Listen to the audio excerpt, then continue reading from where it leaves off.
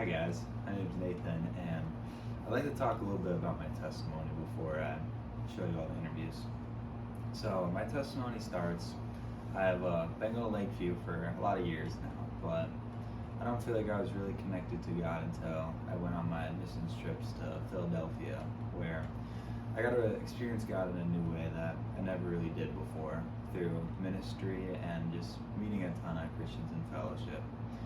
I feel like I really built a relationship with him there and fully accepted him as my Lord and Savior. So through these apologetics themes, I just like to focus on the main thing of just Christianity and bringing people to Christianity and staying firm in your faith.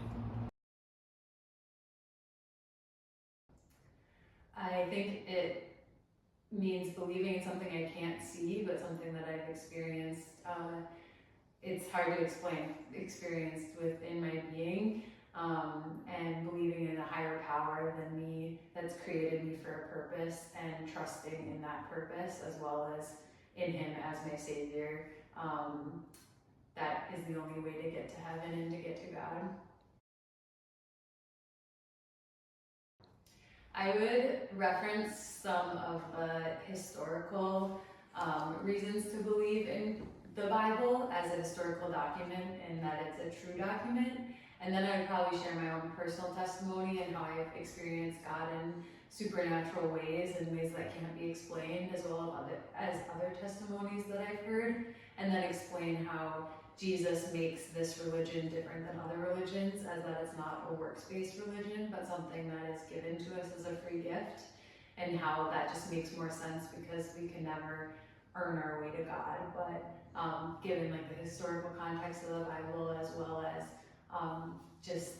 my own personal experiences and other people's experiences with spirituality and the God of the Bible, I think that's a lot of evidence for why it's true.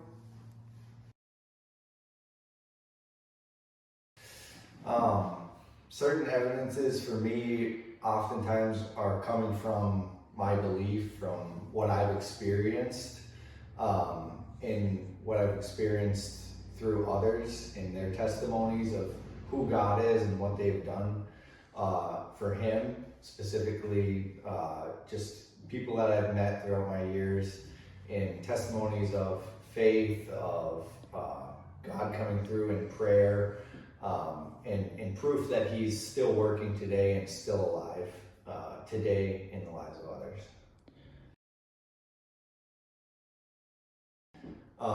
Christianity making sense of suffering and evil is one of the hardest wrestling questions to talk about, and especially to talk about with somebody who's outside of faith. It makes it even more challenging.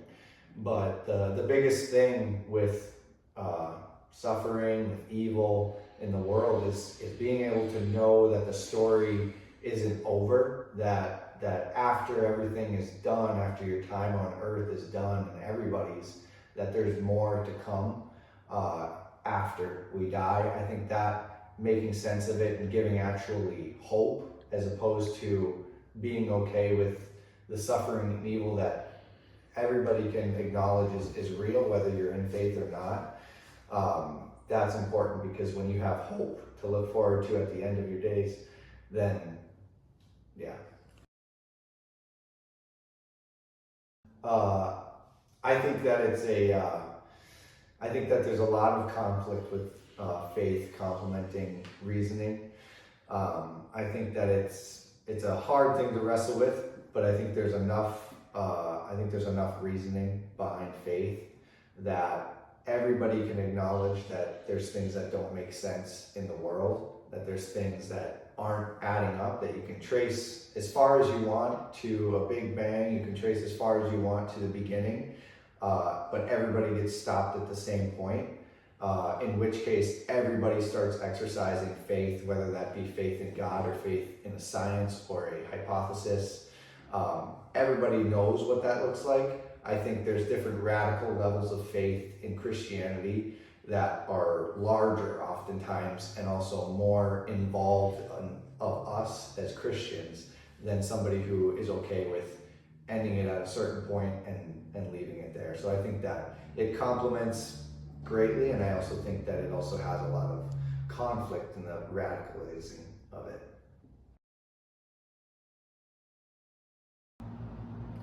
I think social media is one of the biggest challenges.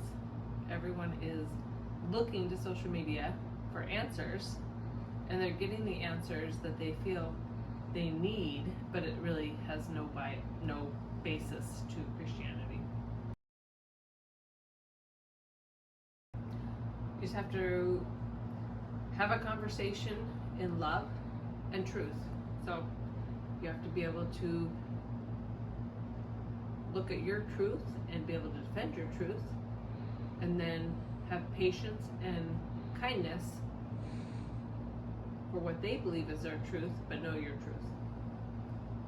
Hey guys, through going through those videos and interviews through about apologetics and putting your faith into Christ and staying strong with Him, I feel like just like going through this course, it just giving me the realization of how important apologetics can be in our life through when we minister and how we live our daily life.